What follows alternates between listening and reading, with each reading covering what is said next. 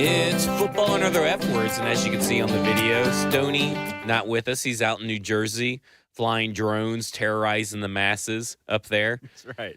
And so I got Easton Freeze of AtoZ Sports joining us in Studio C.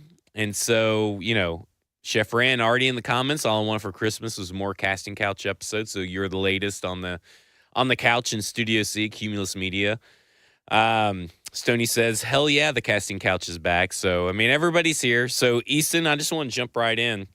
We're just going to go hot and heavy today. We're not going to, no, chit-chat, anything like that. Make the case for Brian Callahan to keep his job. Holy cow. Right off the top rope. Hello. Nice to be here. Wow.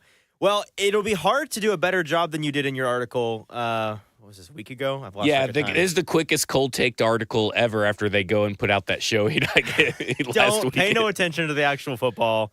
It's all process, baby. Yeah, it's so the easiest way to explain why I still have faith in Brian Callahan is that number one, my bar for firing a first-year head coach, maybe it's just me, really high.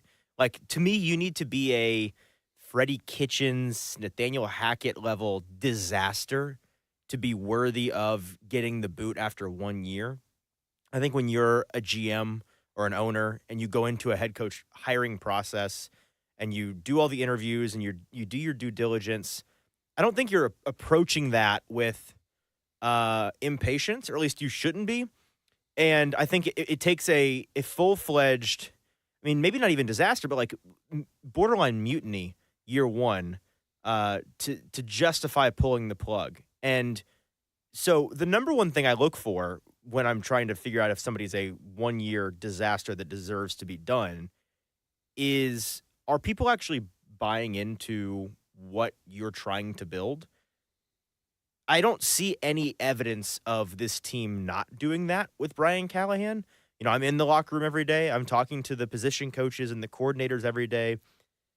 And I have not once gotten any indication. There have been plenty of times where I expected, here it comes. This is the spot. They're down 28-0 early in Washington. Here's the spot where folks can just give up. And you may see Jeffrey Simmons start taking plays off and, guys resting in the fourth quarter. Last week, obviously, last week against the Colts. The previous week against the Bengals and the Jaguars. Like, all of these games had moments where I'm sitting there watching the game thinking, well, if it was going to happen, it probably happens here. And then it doesn't happen. They're down 38-10 or whatever it was in the second half against the Colts. And I'm expecting it to be the moment where we're like, we're all sitting there on Twitter talking about this might be the game that gets people fired. Their heads might have to roll because of this performance. And then they come back and make it 30-38 and they give themselves a chance there at the end. Like, I don't think a team... And I've heard people say, well, the players are playing for incentives. Well, they're playing in the first half for their incentives too. Right. So, I think that they're playing together for a common cause, for a coach who, when we speak to them, their words indicate what their actions do, that we're bought into this guy. We're bought into what he's building. And then the second element of it, briefly, is just that, when you watch the tape, Brian Callahan, the offensive guy that he was brought in to be, when you look at the offense, and for me, a good offensive play caller, play designer, is somebody that creates as many opportunities for success offensively as they can. And that involves tricking the defense, fooling the defense, getting the best matchups that you can, your personnel versus theirs, and getting guys open. And as well as I do, every single week on tape, there are more than enough opportunities for this offense to be really, really, really effective. Not middle-of-the-road average offense, like a top offense in the league. And each week it's just a matter of how many of those opportunities are being taken by the players. And far more often on the tape, I'm seeing individual deficiencies, player execution problems, than I am seeing instances where it's like, well, they didn't make a play here, but there was no play to be made. So those are the two big reasons why I'm still thinking he obviously deserves a second year and it deserves to be believed in by players. So when you see those mistakes and they keep popping up, because, I mean, we do see a lot of mistakes. Right. I mean, how much of that lays at the feet of coaching for those mistakes to keep popping up? Because at some point I kind of made this point on Titans Talk back on Sunday after this game is like, if I were the defendant, and then I was also doing opposition research, right? Mm-hmm. So you have to do opposition research. The case against Brian Callahan keeping his job is a file folder much thicker than the one for him to keep his job. Right. Because what you're asking for fans to do is to have, and really an NFL owner, which in today's NFL world, what I'm going to say doesn't exist, patience and faith. And then but it's also not just patience and faith in the person that she's hired, but in her own decision making, right? I mean, and this is for any owner. You, a GM, Chad Brinker, Burke Nihill, and I assumed maybe like Kenneth Adams or something was in there too. Got into a room, interviewed multiple head coaching candidates. This was the guy you fell in love with, and this guy is not delivering results. But do you still believe in what he was selling you? Do you still believe in that message and that vision? And so when we talk about player mistakes that keep popping up, and I know a lot of people want to bring up, well, with Mason Rudolph, he's, 8 for 8 or 10 for 10 or something, touchdowns interception ratio. It's an even number, yeah. Yeah, and then it's the same with Will Levis, and then you look at all this stuff. But when you dive in deeper into the metrics, because I think that Nick Holtz kind of touched on this in his presser today, was like, it's eerily, the coincidence is very eerie. Mm-hmm. It's not really the tale of the scheme, right? The scheme will do some of it. Like, I think completion rate, okay, probably a product of the scheme because that's something that they emphasize. Right. But then when you dive deeper into the efficiency numbers, take QBR, for example, not passer rating, because that gets tossed around as quarterback rating, passer rating. Different people. Things. They're totally two different things. Yeah. We got to make sure the media knows this too. Passer rating is different than quarterback rating. Many of them don't, as evidenced by their tweets on the radio. So when you're talking about total QBR, which is quarterback rating, right, not passer rating, which measures EPA efficiency, adjusts for offensive line, adjusts for drops, adjusts for turnover luck, and adjusts for garbage time, situations. Look at this. Mason Rudolph is in the 50s. Will Levis is in the 30s. Right. Same situations. Neither is great, but there's a real difference. Yeah, neither is great, but it does show that quarterback may be an issue. Then you look at pressure to sack ratio. You see that Will Levis is in the 30s, and then you have Mason Rudolph in the 10%, and that's like a huge difference between the same offensive line, which again says quarterbacks sacks are a quarterback stat. Mm-hmm. But all that to say, penalties, turnovers, all this stuff has not really subsided for the most part. Player errors, mental errors have not subsided. And then you have Denard Wilson go out and say, like, well, it seemed like when we were watching on tape that one guy hit the gap differently than what the other guy expected, and then that guy didn't know what to do. Well, that seems like it's a player issue, but it's also a coaching issue. So where do you draw the line and the blame of players versus the coaches? Yeah, this is the trick. To me, if you ask me to identify the trickiest common debate we have in sports talk, in really any sport, it's trying to put your finger on where blame belongs in terms of coaching versus player execution. And it's tricky. And I think the ultimate answer is that it involves an in-depth understanding of the situation and the players available and the things that the coaches are doing week over week. I kind of try to evaluate coaches generally like the climate and players like the weather, where for coaching, what matters to me is larger sample sizes and then individual player execution problems, blame. Like in an individual game, I'm almost always going to blame the player for not executing. But if that same player is kept on the field and doing the same dumb thing for a month, then it becomes a coaching issue, right? And there's only so much. I've had a lot of conversations with people outside the Titans building, inside the Titans building this year rather. And I've kind of been on a mental journey with figuring out the answer to this question, which nobody has. I'm never going to find it. There's no real definitive answer. But the way that I look at what coaches are capable of doing, I think my general understanding of how influential an NFL coach is has been tempered a little bit this year. It's obviously still the most important of the major American sports in terms of coaching. Like, an NFL coach is infinitely more important to what happens on the field than an NBA coach or an NHL coach who are a dime a dozen. But NFL coaching can only go so far. They can tell you what to do during the week. They can evaluate how you do those things in practice. They can choose who is and is not out on the field and who they elevate to higher responsibilities. And then from there, it's on the players. And I guess you could add making adjustments in the game is a big part of it as well. And so when I am trying to figure out these individual player mistakes, who do I blame for these Titans errors? For the most part this year, I think the coaching staff has done a responsible job in punishing players who aren't executing and at least trying to find solutions, because that's all they can do, right? Take the tackle position, for example. The most obvious issue for the Titans in terms of rotating personnel, it feels like they've gone through the carousel 4 times now. And Jalen Duncan's about to get back in. We're back around to JD, which we got 7 seconds of earlier in the year. But at that position, I think all the coaches really can do, because this becomes a front office issue eventually, right? Because all the coaches can do is we try guys, we coach them up, we try a bunch of different techniques, we give them as much help as we possibly can during the week and on the field in terms of players physically helping them. And then if they don't execute, we try something else. We rotate the deck. We shuffle until we find something. And if we never find something, well, at least we tried. And we didn't sit there and pound our head into the wall over and over, hoping that it would just get better. The special teams issues, which you and I have talked about off air, about how that it was mentioned on the AtoZ morning show the other day, all these issues with the Titans. And they're like, somebody said, the special teams are still terrible. I'm like, well, actually, nobody cares. Nobody cares. I get it. But the past, month, the special teams have been fine. Yeah. They've been normal. They've kind of fixed it. But we've, again, nobody cares because a lot of other things have been going on. So, quick aside on that. So we were talking about that today. Me and Blaine were.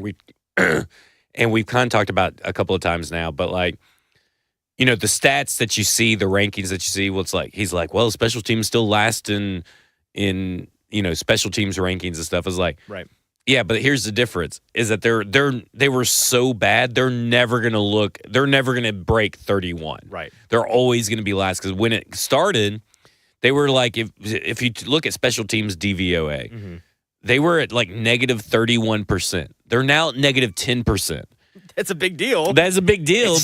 But you're never going to pull yourself out, right? Yeah. You once you're in that rut, you're never pulling yourself out. They're no longer adding an addendum to the graph, right? To be able to fit you on. Yeah. Right? You're on the normal graph there now. You go. You're just still last. Yeah. So, but yeah. So I'm not trying to say that the coaches bear no responsibility, but if we were to sit here and go through each individual mistake and look at trends and look at whether or not units or individual players are getting better or worse or staying the same, are players that are making mistakes like Jaquan Jackson who struggles to field the punt, is he allowed to stay out there? And the answer is no. They're eventually going to shuffle that deck. Maybe the argument is they get to it too late, and that's one thing, but they don't continue to just force a guy into a position that he shouldn't be in. All told, man, this season I can't watch the tape and think that it is a primarily coaching issue because of just how much repeat offenders who are sometimes in positions of out of necessity rather than desire are the culprit in what's gone wrong. Well, when you look at the job of a head coach, I mean, there's so much more than just what happens on game day, right? So there's the preparation throughout the week. There's assembling a staff. There is, being involved in player acquisition cycles, because this is a collaborative effort. I mean, while Rand Carthon does have final say on the final 53 or something, I mean, obviously the input is going to be heard from Brian Callahan. So let's take away the scheming, right? The offense that we see on the field. Let's take that off his plate.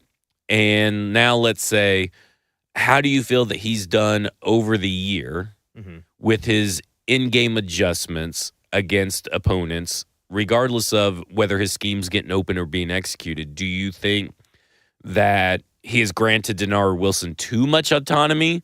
Do you think that he's not involved enough, or do you think he has too much on his plate? Like, throughout the year, sequencing certain decisions have been called into question, rightfully so, and you can do that about any coach. I mean, but as far as the in-game stuff without including offensive execution, how do you think he's handled the other duties of a head coach on game day? Well, from an adjustment standpoint, I do think the in-game adjustments have left something to be desired. Yeah. But the question then becomes, is that a knock on the first-year head coach because he's just not good at it? Or is that a predictable symptom of a group of coaches who are all first-time play callers or first-time at the thing that they're doing? There's really, like, besides, you take Bill Callahan off of the roster here, and the experience level on this coaching staff in terms of guys making high-level decisions is really low, right? I mean, you've got a first-time play caller on both sides of the ball. You got a first-time offensive coordinator. I guess I need to see a second year of it to determine. Like, I'm trying to think back to any coach that was just an elite in-game adjuster as a rookie head coach or as a rookie play caller. It's not common, right? And so I'm not saying that it's been satisfactory. I don't think that it has been. I guess I'm just more patient with it than a lot of people are. Do you think you've seen enough progress in these areas throughout the year, or do you still think... That's part of it, because it's not been stagnant to me. I do think their ability... I mean, the most glaring one that people are pointing to recently is that their ability to sequence plays in the red zone has improved, even just in the past month, right? And you and I have talked about this off the air about how they are statistically much more inefficient passing the ball than they are running the ball in the red zone. And earlier in the year, I think they got it in their heads as a coaching staff. We suck running the ball in short yardage, which was true. They did suck running the ball in short yardage. 3rd and 1, 4th and 1 goal line. They were very bad at it. Aside from Will Levis quarterback sneaks, which he was very good at because he's a big old boy. Yeah. They were very bad at it. And so I think they got that in their head, and it kind of scared them off of just pounding the rock when they get down inside the 5-yard line, or it's 4th and 1 on the 4 or whatever it is. And then I guess they got enough heat, or they finally came to their senses. And in the past month, they've started to run the ball more in the red zone, and it's paid dividends, right? I mean, and less penalties. And less penalties, which great whenever you can put your bad offensive lineman in a position to not do things that hurt the team. So yeah, it's things like that where I have seen little nuggets of progress, and just talking to the coaching staff and hearing them talk through their experience doing what they're doing for the first time,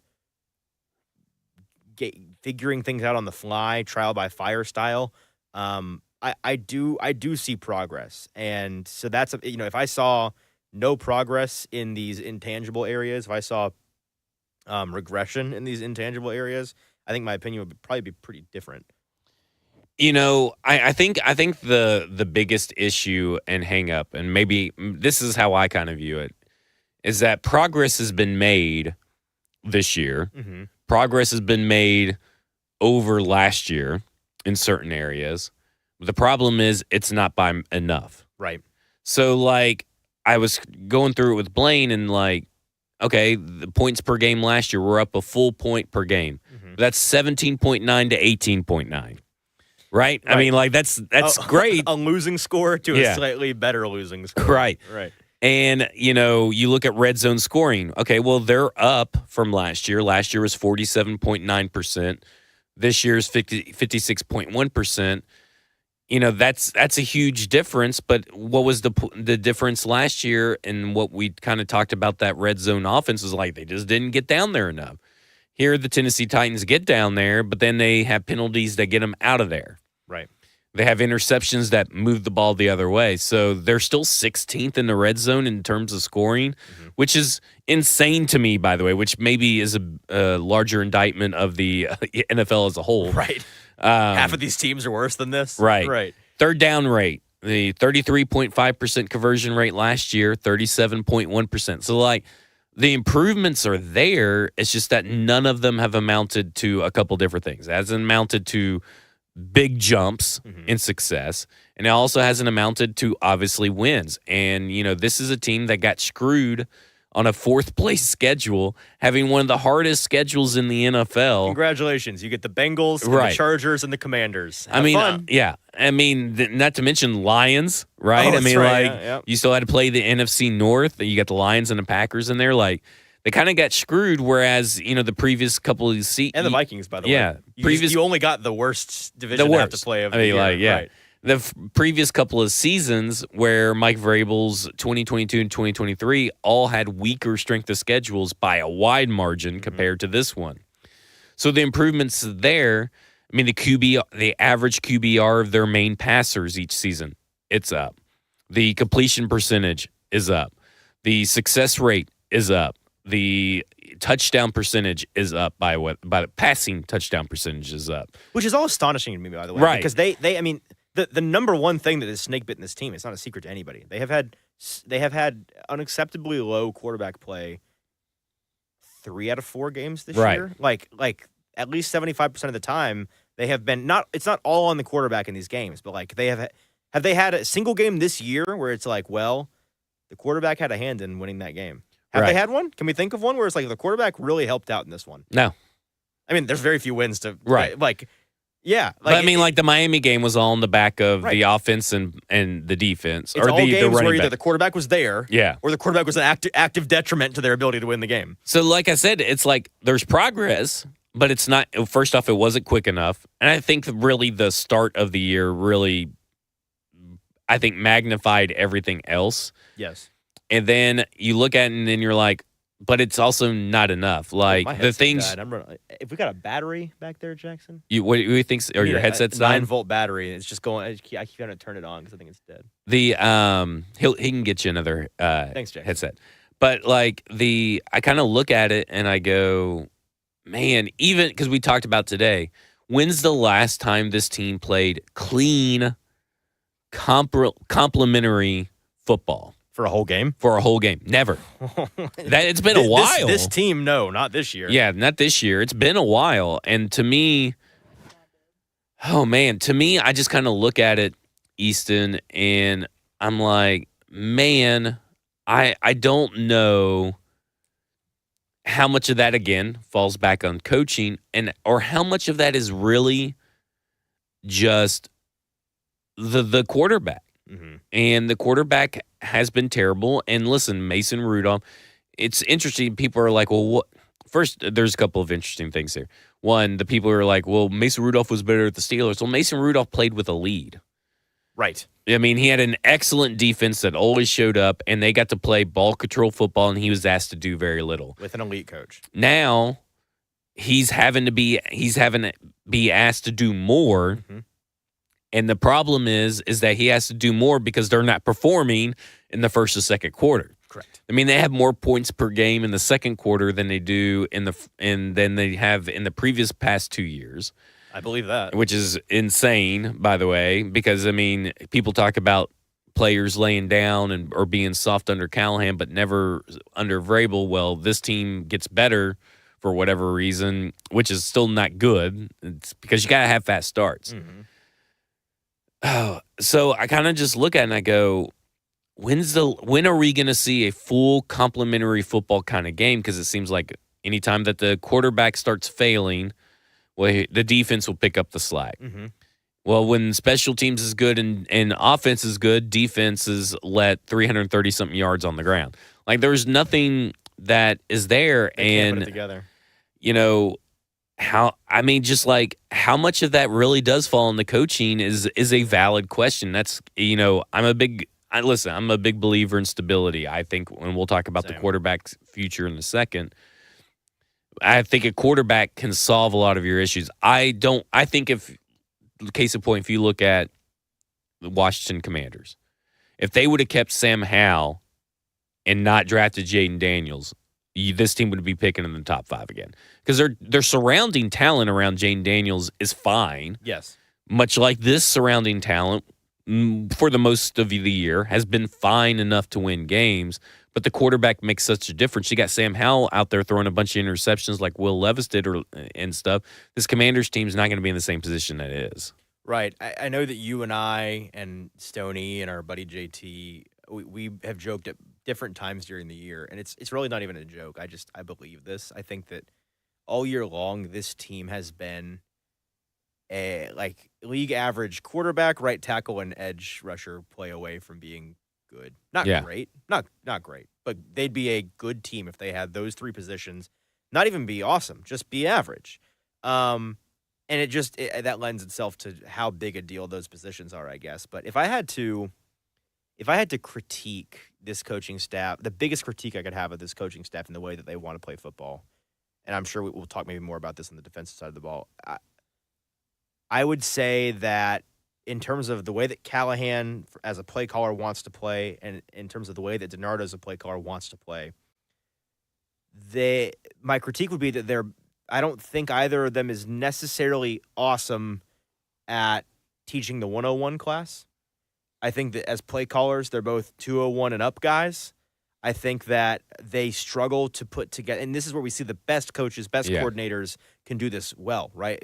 Matt LaFleur is one that comes to mind, where Malik Willis goes up there and the bane of our existence has like 2.5 games where he looks cool. And it's not I like Malik, but he's in an awesome situation with a coach who is able to put together a bespoke game plan for you, a backup quarterback, to make you, the backup quarterback, look good and tailored to your strengths and the things that make you comfortable. And I think it's fair to say maybe these 2 coaches as play callers struggle. Like when I look at Callahan, I think that there's a minimum height requirement to ride the ride for him at quarterback, right? He's a guy that his offense works when you are an average or better processor, when you see the field clearly and can get through your progressions on time, can play on time, you don't have to be the most athletic guy in the world. You just have to get to your spots, and it's about a high completion percentage. It's about getting the easy buckets. It's about being hyper efficient, and guys like Will Levis can't do that. And then on defense, the thing that kind of came to me with some different conversations that I had earlier this week on the heels of that terrible run defense, trying to figure out because it's not just that game, right? The defense has been going downhill for half the season. It's something about quarterbacks that are involved in the run game. Well, that's a big part of it. Obviously they struggle against Malik Willis and Drake May and Anthony Richardson. I'm about to say literally any running quarterback all year. Yeah, Jane Daniels. Right. But the overarching story of the defensive year to me, based on these conversations I had and going back and watching some of the tape pre things falling apart and post things falling apart, is that it's kind of a realization, like you and me and pretty much everybody with half a brain in the media market in July and August, we're talking about how, hey, this Titans defense on the perimeter and on the defensive line, they're strong, they're solid, they're deep. Aside from edge rusher, it's probably good. Getting after the passer might be a problem, but the beef of the line and the cornerbacks, they are good to go. Those can be real strengths, top of the league units. The spine of the defense might be a real problem. Might be a real problem. Those linebackers, those safeties, right? It could be rough. And then they start the year. In the first 2 months, they have 2 guys that are. You hear guys talk about erasers, and Denard Wilson talked about it today. Having guys that are erasers, that are fixers, the guys that make you right as a unit. They had 2 of those on the spine of the defense that we didn't necessarily account for in time, but 2, they showed up kind of at the last second to join the team. And that was Quandre Diggs at safety, and it was Ernest Jones at linebacker. And those 2 guys on tape, while they were here the first 6, 7, 8 weeks of the year, they were making the Titans right a lot on defense. Not just now, when you're saying that, just to clarify, when you say they're making them right, is that the issues were there, they were just able to clean up the issues. Correct. It's pre-snap, it's post-snap. These guys are field general types. Honestly, the thing that they were doing better is not that they were like, oh, these guys are just better athletes than the Kenneth Murrays of the world that we have out there, the Worley. They are better athletes, I think, than these guys, but just marginally. That's not really what was making a big difference. It's between the ears, right? It's what they were able to see pre and post snap. It's the things they were able to identify in a split second, pick up the guy, be in the place that you need to be, make sure a guy knows to be in the place that he needs to be, communicate to your teammate. Those things that make you a player coach on the field, which you need at linebacker and you need at safety. The best defenses have these guys, the fixers.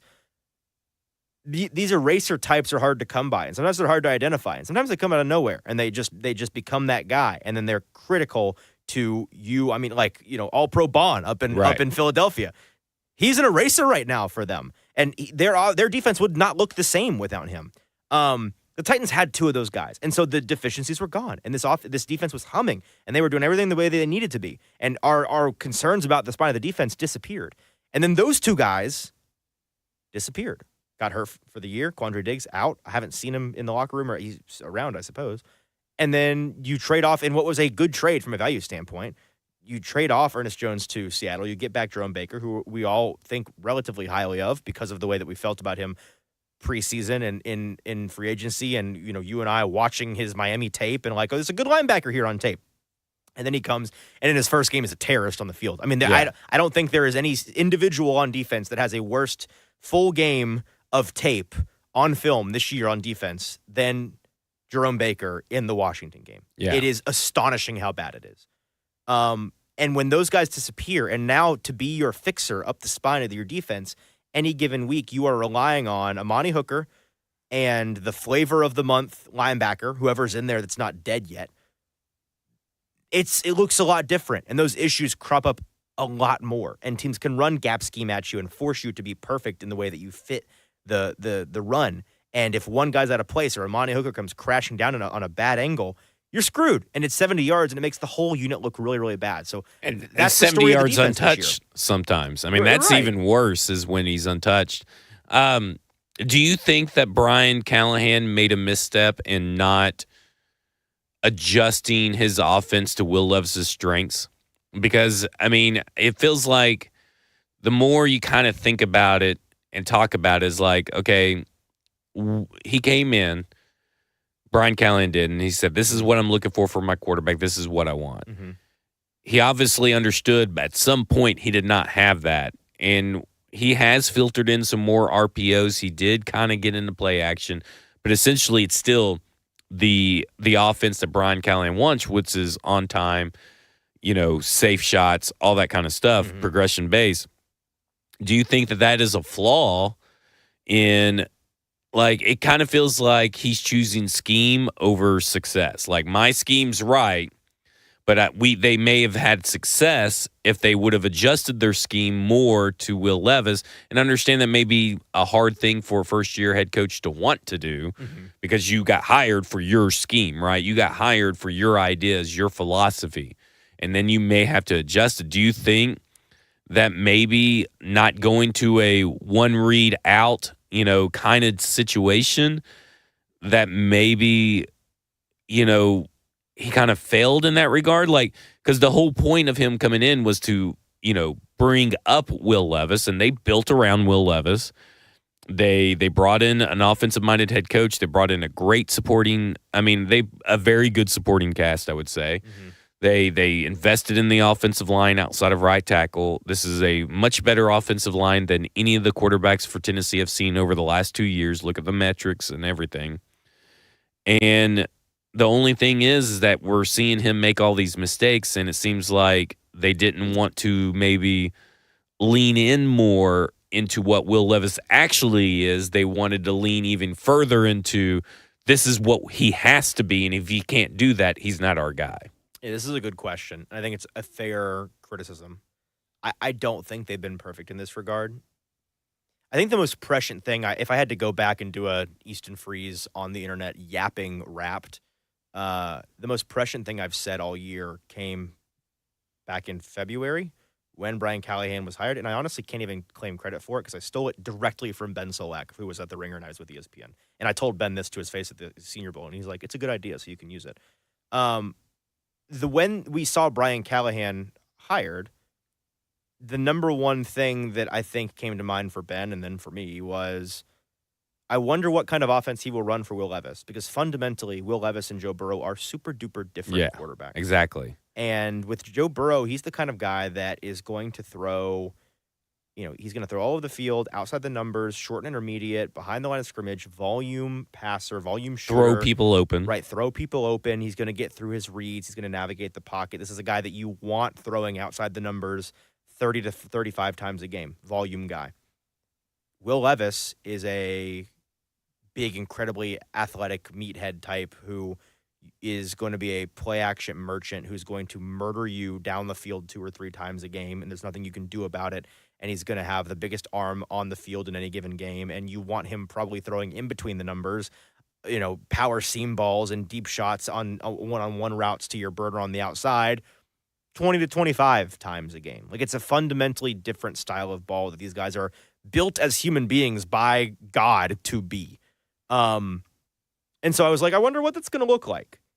And they've not done a perfect job of that. I do think the way that a lot of these games have gone has a little bit forced their hand.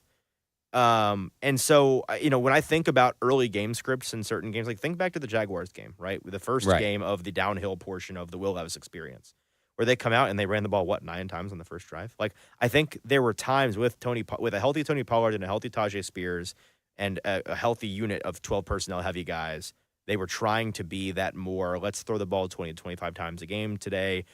And there are also plenty of times on tape, where very clearly they are scheming this guy open for Will. And I'm certain they told him about it during the week. Like, hey, look here, because this guy's going to be open. We're going to get him open for you.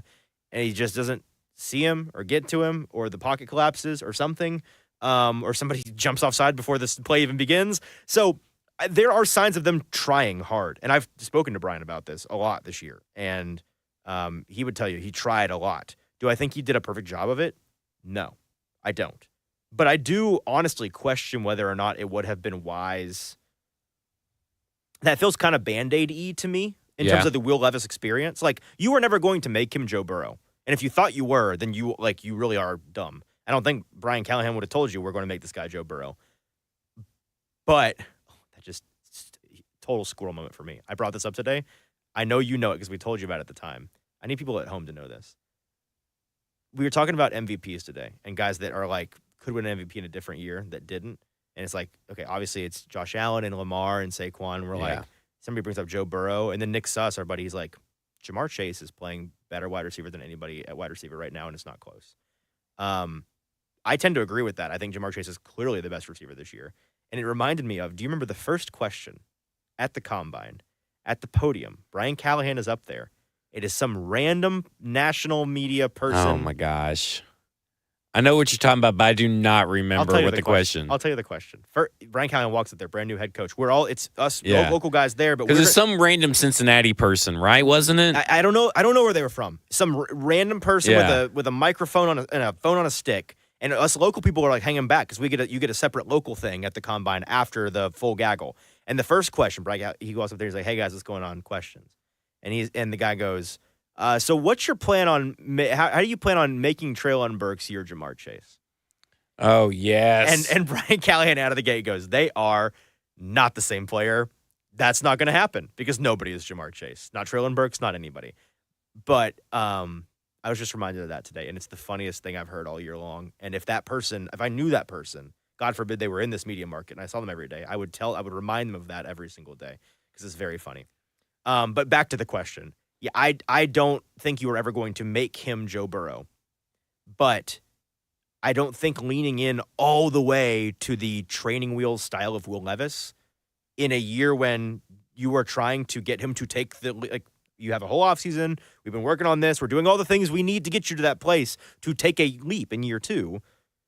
We're not going to just you've graduated from the 101 class, so we're not going to give you 101 assignments anymore. We're going to give you 201 assignments now. We'll mix it in. We'll still tailor it to you, but you have to take a leap here, and you can't be a one read and run guy in the NFL. It doesn't work that way. So, because that's my thing. Is like my thing has been, okay, well, maybe you can make the argument that they put too much on his plate too early. Sure. Right? They maybe in the Chicago game they're asking they should have eased him into the offense in live action. I think that's fair.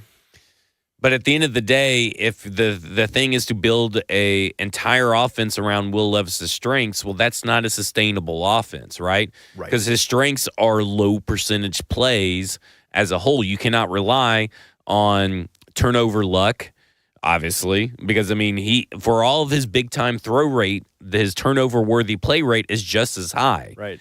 And the problem was last year, it was actually just very lucky that those plays did not turn into actual turnovers. To steal something from Nate Tice, if we were to make a Will Levis 101 designer playbook, we would title it Bombs and Bootlegs. Yeah. And you're not doing a bombs and bootlegs offense in the NFL. Right. Not And they tried bootlegs, right? They've tried lot of them. RPOs, a lot of them. A lot of them. And then he even made bad decisions on the bootlegs, right? I mean, remember when he got chased down from behind when he could have either just tossed it or threw it away or just dumped it at someone's feet and he just took the sack. His shoulder for no reason and gets killed and takes the sack, right? So it's like this Will Levis style of offense I don't think is sustainable in the NFL. So unfortunately not as somebody that was a firm maybe Levis supporter over here. Liam Cohen, installed it, but he had a fine season. He had a season that everybody thought that, oh man, after this season he should take a leap. And he never took that leap, and we just all kind of ignored the fact that he never took the leap. The Garrett Nussmeier model. In a similar pro-style offense with the same verbiage and stuff. There's really not much difference, and he never took the leap. And he gets in here, and he says, okay, he puts on a little show in Atlanta, puts on a show in Miami. We kind of just let that overshadow, them constantly taking the ball out of his hand in between those games. Mm-hmm. And some of the failings, because we're like, okay, this is a guy you could build with. You build on top of it. He laid a foundation, much like he laid a foundation in Kentucky. He laid a foundation in Tennessee, and then he took a step backwards like he did in Kentucky. And sometimes it's just who you are as a player, unfortunately. And listen, he may turn into a Geno Smith type quarterback later on down the road. And Geno Smith is a guy who's not getting enough credit. If you've looked at this, nearly. If you've looked at the metrics of that Seattle's offense, he is carrying that team. We're in 2024, and if you would have told anybody 10 years ago, they would have said that Geno Smith is carrying a team and keeping them afloat. They would have looked at you like you're fucking crazy. When he went down in that game the other week, I saw somebody tweet, honestly, just keep Geno out so that we can have, a measuring stick of what, because you get Sam Howell come in there. It's like, oh no, this is way worse. This offense doesn't function without Geno. It's insane. And he's very good at football. And that may happen, but you don't have that time. I will also say this, everybody wants to talk about progression and about, them being able to develop a quarterback. Well, and listen, Malik gets a lot of credit for himself for keeping in the work, keeping his head down, and put in the work year in and year out his first 3 years. He made a considerable leap from year 2 under Vrabel to year 1 under Brian Callahan, and that goes unnoticed because they trade him away, and he goes to Green Bay, and everybody's like, well, that's Matt LaFleur. Right. Well, no, Matt LaFleur took the fruits of Brian Callahan's labor because you saw that Malik Willis preseason was doing things he's never done before. Yes. And he was doing it because of the staff. So I just kind of like... You know what, Zach? I lied earlier about the most prescient thing I said this year. Okay. The most prescient thing I actually said was filling in for you on a football show on the 440 Network with our friend Braden Gall during some August pre-training camp thing. And he's like, what do you think about the quarterback room, how Will Levis has looked in comparison? And I made an analogy. I think you got killed for this I got killed for this. And in hindsight, it's 100% correct. It's right. I said, if I'm being honest with you, I'm not out on Levis by any means. I think it's training camp. What do I know? But if I brought my grandmother out to this training camp and she had no knowledge of football and said, look here, the guys in the red jerseys, watch them and tell me who the starter is, she would say, I don't know. They all look relatively the same in the drills, running the offense. There isn't one guy that's clear. There's one guy whose arm's better for sure. There's a guy who can run better for sure. But it's generally the same thing. And Braden, who was also out there at training camp, was like, oh, you're crazy. Oh, that's insane. Your grandmother must be a moron. And I was like, I'm just telling you what I'm thinking and seeing because here. his grandma would look at like beefcakes, Will Levis. That's right. Like that was the big thing. Is like, well, right. Who looks like a quarterback? Well, yeah, Will Levis looks like he was built in the lab to play quarterback. Sure. And fortunately, they just installed the wrong CPU. That's right. I want to get to now talking about quarterbacks that do fit the system. Okay. So specifically, I want to talk about these sort of conflicting reports, but not necessarily conflicting reports. All right. And coming Buck first off, and this was all on Christmas Eve for those who did not notice, but I think it was actually Buck's Tuesday night show leading into Wednesday. He said this on the primetime AtoZ sports show. The front office does not want to draft a quarterback. I'll tell you that definitively right now. Whether they end up doing so or not is going to be interesting because I think that would be telling about who's running the show, which is its own little snippet that's very important. I've talked to multiple people in that front office, and they are not interested in this quarterback class. Okay. Like, I kind of get what he's saying. I mean, this quarterback class is kind of poop. But then TD... Not an original thought. Yeah, not an original thought. TD said, I'll definitively counter that Shedeur is absolutely in play if they have the opportunity to select him. That's from multiple he capitalized all the letters in very. Yeah. High-ranking sources, I'd say it really depends on where they draft and if he's available. Would be surprised if they took Cam Ward, which is kind of like, obviously in that sense, talking about quarterback fit and everything, we have said numerous times, now the draft pundits are kind of letting it leak out there a little. Shedeur Sanders is the perfect fit for the Brian Callahan system. Perfect. Does not mean that he would be successful. He's got his own issues and stuff, but Cam Ward obviously wouldn't because he refuses to play in structure. It's like the most ridiculous thing I've ever seen. He's going to be a great leader and everything, but I do see where both these guys, first off, can end up being right? I mean, Buck is technically right. Probably the people that he's talking to is less than impressed with the quarterback class. Yes. But this is a quarterback class of one, like in my opinion, Agreed. and it's Shedeur Sanders. Yep.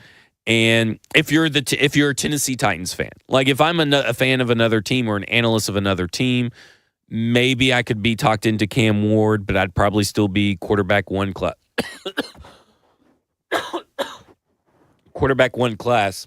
There you go. But this is very much like, to me, Wentz and Goff, Mariota and Winston. Okay.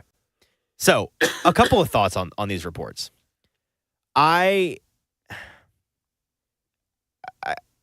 think that this is a big, like, largely a nothing burger. Here's what I can tell you definitively. I can tell you that no NFL front office has definitively made up their mind about anything in the draft in December the 26th.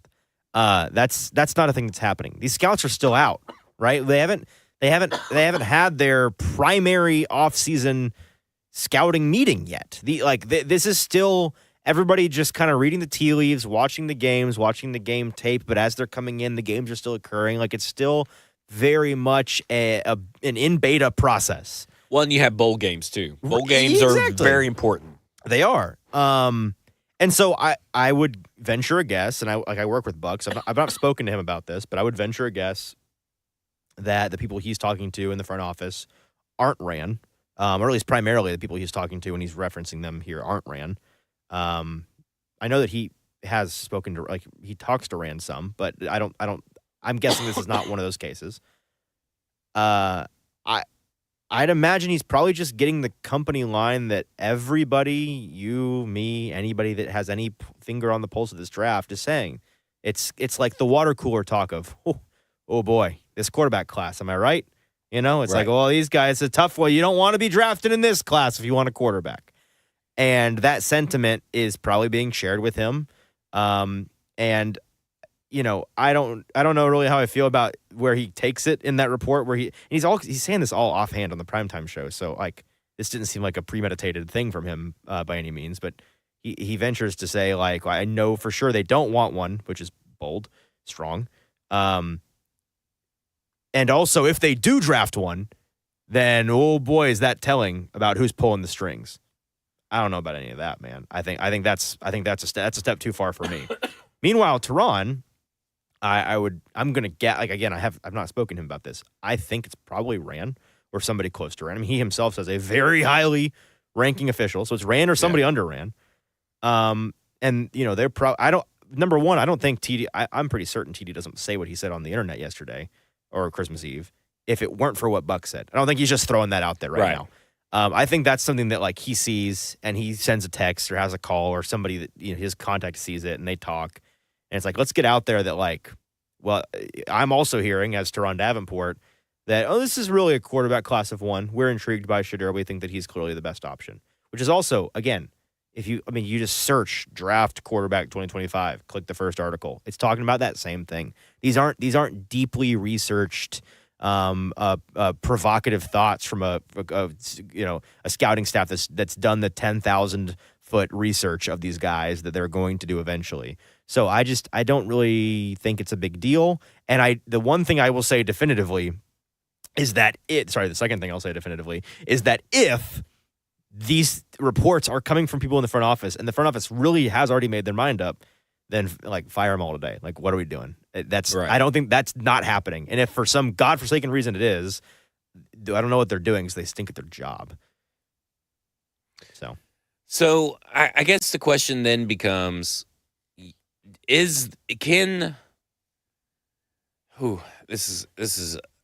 look at it this way. So you have Shedeur Sanders here. Let's say that you're sitting there at number 2. Shedeur Sanders is there. Travis Hunter's there. Abdul Carter's there. Right. If you've fallen in love with Shedeur Sanders and like everything that he is, you have to draft him. Yeah. Right? I mean, you go ahead and take him. But I look at it and I go, is this the best time to do that? And here's what I want to say, because this was kind of inspired by your morning show AtoZ this morning, where it's like, okay, if you're going to be able to get the quarterback of the future, do you just clean house? And surprisingly enough, the poll swung wildly in, no, do not clean house. Huh. Which does not make sense compared to what you normally see in a chat or anything across AtoZ shows, 104.5 shows, 440 shows, any shows that you're watching. It just means that the majority of people like at least one of them. Right. It's like, oh, yeah, get that bum Callahan out of here, but Rand, stick around. Rand, stick around. Yeah.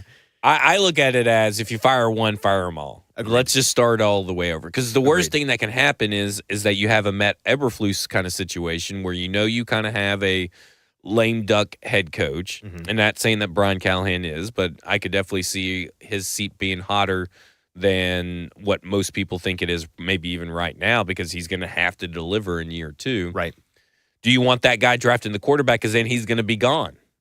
Right. Like, if it all goes bad, then you're going to have to find a head coach that, guess what, has a system that thinks can work with your quarterback without ever knowing your quarterback. Deja vu all over again. We just went through with that. Right. So it's like, you have to. Do you think that drafting Shedeur buys them time to develop Shedeur, or is this going to be a situation where, okay, they draft him, he looks fine, not great, he's not Jaden Daniels, but you win 7 games, which is another losing season. Do you think they get more time? Here's the funny thing. I actually think if Rand Carthen and Brian Callahan were firmly in the business of self-preservation, that their best tack would actually be finding a stopgap like Derek Carr, Kirk Cousins, Aaron Rodgers, somebody in that ilk. Not even necessarily Sam Darnold, the best option, obviously, but not even a Sam Darnold necessarily. And winning 6, 7, 8 games and being able to say, look, progress. That our another acquisition cycle to channel Stoney Keeley.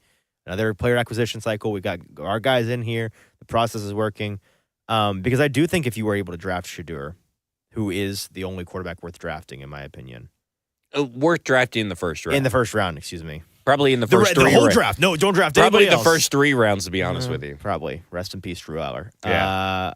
I don't necessarily know if that's going to result in a great first year for him, because he is a guy that has a really unique profile. I mean, not to get into the weeds of a draft prospect yet, and I haven't done 100% of my research on him by any means, but he is playing in a unique college offense. There are elements of his game as a processor, as a pocket passer, that are pro style and that will lend themselves to an NFL passing game. There's also elements of the way that Colorado plays that are super not NFL, and it will take an adjustment from him.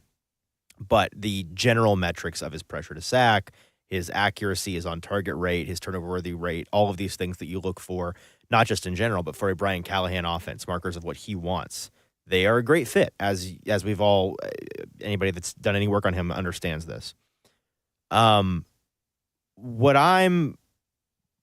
So this morning show today was a brainchild of Sam Phelan, our buddy Sam Phelan, and it's not a crazy idea. No, because the general NFL. Isn't he a Bears fan? He is a Bears fan. So he's kind of lived this. I'm about to say his mind is fresh on this topic for sure, and so I don't begrudge him for where he's at mentally on that at all. Because if you were to give an owner handbook, like a first time owner, here's the rules of the road for the NFL, things you should live by. To find some success and make life easy for you. One of those things is in a perfect world, marrying quarterback, head coach, GM, those three pillars of your franchise, whenever you can marry those things together and bring them in at the same time and get rid of them at the same time, you probably should.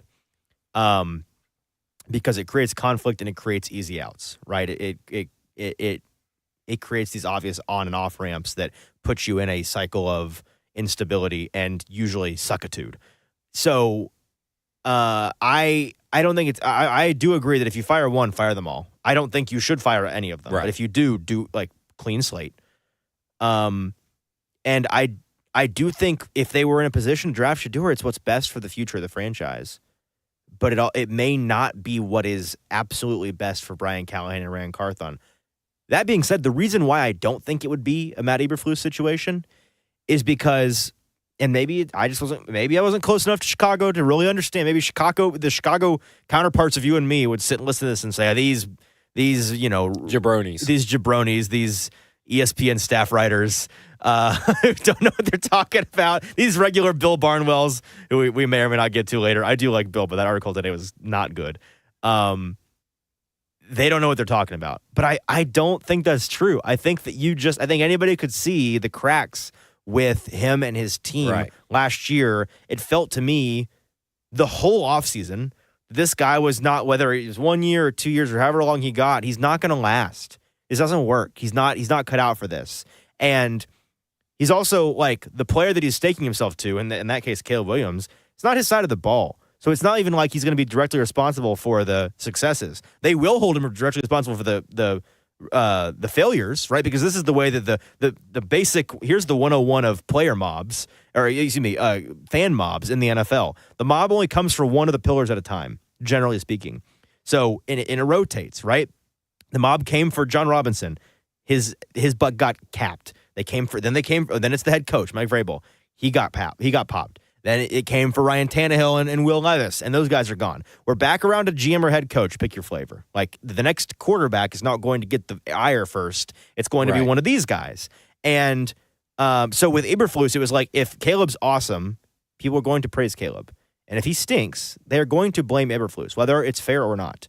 With Callahan, because it is his side of the ball, because he will be directly scheming up this quarterback, whoever it is next year, he will share, I think, in the successes and the failures. Now, there will still be some of that of, if he's successful, people will more so be like, this quarterback, the savior. But you can, in that same breath, say, and this guy is proving that the Callahan offense worked all along. You just needed a decent quarterback to do it, right? If it's more of a failure, then it will be the Callahan, this guy can't coach up anybody. But that quarterback also won't be, I think, clean hands of whatever's going on. So they will be tied together in some way. And I think that tie lends itself to, because when I look at these quarterback classes, not just this year, Zach, next year, to me, cleaning house, if things stay the way that they are currently much longer, a clean house is in order. I think Brian Callahan and Ryan Carthon would tell you that if we're in the same spot December 26th next year, they should be fired.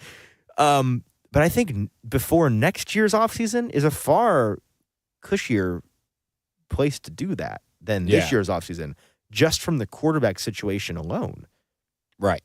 So I would rather, I mean, like, if we're afraid of the quarterback situation going into next year, and we're also uncertain of these guys, we'll give the whole uncertain bunch, get them together in a bundle, tie them together, and say, hey, sink or swim, 2025, good luck, and see if it works. And if it doesn't, they're all done. If it does, great, and you got the future ahead of you. But if it doesn't, you've got a better player acquisition cycle, top to bottom, to rebuild from than this one. Because what head coach wants to come in and deal with? Like, what's the pitch if you're if you're Birkenau or whoever is? But like, come That's in what I'm here. saying. We got a bunch of free agents that are it's like an island of misfit toys kind of thing. They bought into a different guy's vision, so they may not even like you. You may not like them. And also, quarterback, good luck, figure it out. It's not attractive. It doesn't make sense to me. It's the wrong time to do it to me. It's the wrong time. Well, everything is the wrong time when it comes to the Tennessee Titans. I want to get to Bill Barnwell's article, but to do that, we're going to have to go through rapid fire questions here real quick. Okay, let's do it. JR says Titans are not in a position to get Sanders. This what if game is jumping the shark. So, do we believe that nothing ever changes about the NFL teams' big boards and draft position and everything from December to April? No, we don't think that. Yeah, definitively saying anything now is for sure written in stone is very silly. And you and I have also floated the idea that this draft class, quarterback-wise, could be one that we talk ourselves into. How many guys go in the first 15 picks? I'm sticking at 2. Do not let friends say more than 2 quarterbacks go in this first round. Well, and Zach, will you be floored if the first quarterback in the first 20 picks is Shedeur and nobody else? I won't be. I wouldn't be floored either. Like, we may convince ourselves of that over the next 3 months because it's a long grind of mental fortitude. But how much would you pay to have this is spawned from JR as well, but this is not necessarily what he was saying. He was just saying get a bridge quarterback to mentor Levis. But how much would you pay? Would you be willing to sacrifice Brian Callahan's job? Obviously, what I'm about to propose would lead to a losing season. Okay. If it's Aaron Rodgers trying to mentor Will Levis and we get a documentary about it. No, I would not. You wouldn't? No, because I have to deal with it from a work perspective. But if I was a fan, I don't know. That sounds like a pretty fun year. The content would be, popping all time content hides, but vibes would be chaotic and low. Who's going to be the starting quarterback day 1 of 2025 for the Tennessee Titans? You want to know what my heart says? Yeah. And I want to ignore my heart so badly. I've been yelling at my heart to stop. Derek Carr. I could see it. I could totally see it. Okay. I hope it's Sam Darnold, by the way. Will they fix the right tackle position next year? Fix. So like league average or a good one? I think that they will find a league average option at right tackle. All right. I do. Baseline, they better. Yes. Okay, this Bill Barnwell article. All right. For those that may not know, Bill Barnwell wrote an extensive article, and he's not an insider. And I think people are really confused that if you write for ESPN, you must be an insider. He's an analyst. Right. He got his start really was he Grantland? Is that where he used to? I'm pretty sure he's a Grantland guy. Which, they're his the vibe only, is a Grantland guy. I used to make fun of Grantland for writing these really long, stupid articles, and here I am writing really long, stupid articles. Ranking NFL head coach openings for 2025 season, best and worst jobs, and he has 9 ranked, and he actually has Tennessee Titans on the list as the 6th most attractive out of 9 openings. Pros are division, the AFC South, youth. Cons are missing talent in key spots. Can't really disagree. In cap space. Cap space is fine. Like, I don't understand. I think you just glanced at the SPO track and roll with it. Yeah. But I mean, they're still top 10? Top 10. Yes. Yeah. So, I mean, like, oh, man, that's terrible. With restructure opportunities galore. Yeah. So there's a lot of information in here that is just totally when Bill writes, incorrect. You want to talk about long, stupid articles. Bill is in the long, stupid article clan with us. Yeah. This guy writes. And I don't know why they didn't have anybody fact check this article, but it's just littered with just nonsense. Inaccuracies. And I like Bill. I'm a fan of Bill. I think he does good work, but I think on this one, he missed the boat. Yeah, so apparently, let's start here. We're just going to go down the list as I'm reading it. Okay. Roger McCreary has fallen out of favor of the Tennessee Titans staff, not because he's been injured, but because they just fallen out of favor. This is news to me, somebody that speaks daily with the staff and with Roger McCreary. Yeah. My understanding is that this guy's been criminally underrated and a very good starting cornerback all year long. Yeah. Why? Where did he? Is that a guy that just looked at the snap counts and said, "Oh, he must have been benched"? But that's not you. You couldn't get that from that either because he's playing football, a lot of football. Yeah, Like, but I mean, there's. I guess he got injured a couple games. A couple games he missed. But like, that's the thing. I would have understood at least if he was like Roger McCreary having a down year. Okay, I can see where you can come to that incorrect conclusion. But for him to say fallen out of favor, like he's heard from somebody that they're like not crazy about Roger. Who? What? Yeah. Wrong. Incorrect. Offensive tackle Nicholas Petit-Frere has given up 8.5 sacks amid benchings this season. Incorrect. Yes. Incorrect. First off, because he goes on to say that J.C. Latham leads the league in sacks allowed with 13. Anybody who's watched the Tennessee Titans know that there is no way that J.C. Latham has allowed more sacks than freaking NPF. NPF, yeah. Which, by the way, if you go look at PFF, NPF is at 10. J.C. Latham is at 6. Big, wide difference between all of that. 6 and 13. Yeah. It's also the insinuation because it's not even just the sacks there. He's insinuating that, I think the article, the paragraph, read the Here paragraph. It is. Carthon's drafts, unfortunately, have been much better than Robinson's. Peter Skoronski, a first-rounder in 2023, hasn't been consistent as a pass blocker. Wrong. Okay. Not lately. Well, I mean, not lately. Not since he was inconsistent last year. And, through week 6? And through week 4. 4, okay. Through week 4 of this year. So week 6 on, after their bye, he's been nails. Nails. Yes. Right. And 2024 first round, J.C. Latham leads the league in sacks allowed. So the insinuation that he's also a bad. But what he's saying is the first round picks from Robinson to Carthon, basically the same. What are we talking about? Yeah. What not are even we talking close. about? We went from Treylon and Caleb Farley and Isaiah Wilson to these two guys, and it's just same deal. He does go on to say all of this is happening with legendary offensive line coach Bill Callahan running things up front, so it's difficult to pin the problems on coaching. The only Carthon pick who looks like a solid starter is defensive tackle Tavondre Sweat. Wrong. Does Jarvis Brownlee not exist? Does Tajay Spears not exist? I mean, like, if you're talking about starters, you're looking at Peter Skoronski, J.C. Latham, and you're looking at Tavondre Sweat. Jarvis Brownlee Jr. is a good start. Will be a good starter He's a in the starting league. caliber cornerback in the league. Yes. And Tajay Spears could run the rock if necessary. Yes. I mean, utter nonsense. The only is crazy. And let me say something. Blaine Bishop talked really highly of Cedric Gray today. Did he? Yes. See, it's Christmas week. I've not really watched that tape. He says he told everybody, if you haven't watched the tape, go back and watch it. Cedric Gray really has that in him. What was your pre-draft opinion of Gray? I liked Gray. I did. I liked Junior Colson over Cedric Gray, but Cedric Gray is in my top 3 linebackers. Right. Colson was the guy that we were like, maybe they take him in the second round, and people think it's a reach, but my best friend's dad coached him, Brentwood Blaze. Does Calvin Ridley only have one 100-yard game? Is that factually correct? I mean, I would check it, but I don't have my phone on me. That sounds right. He's been in like the 80s and 90s a couple times. That's fine. I think it's I think it's also a mischaracterization of the year that Calvin has had, but it's factually true. He also goes on and says this would be the 4th consecutive season they fire someone. Wrong. What? Who's this mystery third person in the past 3 years? Yeah, I mean, like it's Robinson and Vrabel and. What else am I missing out of this? I don't think that's all of it. Yeah. But I mean, just a total mischaracterization of the job that Rand Carthon has done and that. Now, Latham has allowed a lot of pressures, but that's not what he said, right? He said sacks, 13 sacks. That is 7 off of PFF. More than half. Yeah, that is an insane number to be off on. I'm so curious. I mean, like, obviously he got that from somewhere. He didn't just make it up. So what terrible services? Does NGS have it at 13? I don't know. ESPN, they're the NGS guys. So. Yeah, that's crazy. But, I mean, and Bill Barnwell's also a guy that said, they shouldn't have paid Derrick Henry when they did. Oh, really? Yeah, and so he is not really in tune with what was going down in Tennessee. Well, this right here is just factually incorrect. I mean, this is simple facts that, Bill Barnwell probably has a PFF account.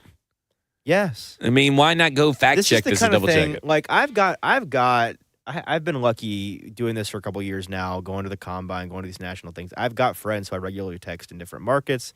I got friends that work for ESPN and The Ringer and these big national outlets, people that I speak to, and they're awesome people. And the best people in this industry, as writers or as broadcasters, we're at the local level and at the national level, we're constantly bouncing ideas off of each other, and we're fact checking each other. And like, my buddy Danny Kelly, he works for The Ringer. I'm very good friends with Danny. He writes a lot of big articles. He's the primary author of one of the 3 biggest draft guides of the year on the internet. And he and I are constantly going back and forth about things that we know we're experts about. Like when he writes about the Titans in the mock draft, he will text me and be like, "What do you think about this?" And then me, somebody that is on the ground who has the perspective of the local person, like, so does Bill not have these people that he can bounce these? Like, if I was Bill and I wrote all of that about the Titans, I would have sent it to a you or a me or a PK or somebody and said, just like, what do you think about this? His teammate TD. Yeah, right. Or send it to the guy that's on your payroll. Yeah. TD would have absolutely read that and been like, here are 4 very easy fixes that these people are going to laugh at you if you write this.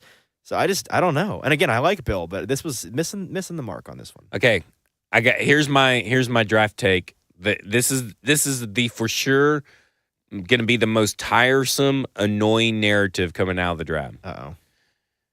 Tennessee Titans in a mock draft select X offensive tackle. First round. Okay, first round. Right. And they're going to say, this will allow J.C. Latham to slide over in his rightful spot of right tackle. We've already seen it. We're going to see it all the time. The rightful position The for right JC. position, yeah. He's really struggled at left tackle this year, and he's going to be a boss at right tackle for you. Yeah. Meanwhile, we're going to put this first-round tackle who maybe, 1, probably shouldn't be a tackle Right. based on the guys that are available, and 2, certainly shouldn't be a first-round left tackle. We're going to just slot him in, and it's going to be an upgrade on both sides. Last Okay. rapid-fire question for you. Here we go. Outside of quarterback, what's the player that they could draft in the top 5 that would be the most impactful year 1 to this team?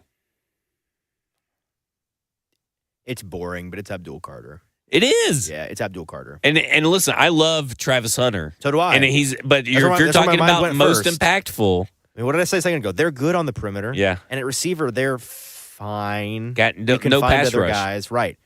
And to me, like Ramon asked me that question on Ramon Kayla and Will. It's a good question. And it's such a good question because it's like, that's when you're kind of going, okay, best player available versus drafting for need, right? But you're thinking, well, the most impactful.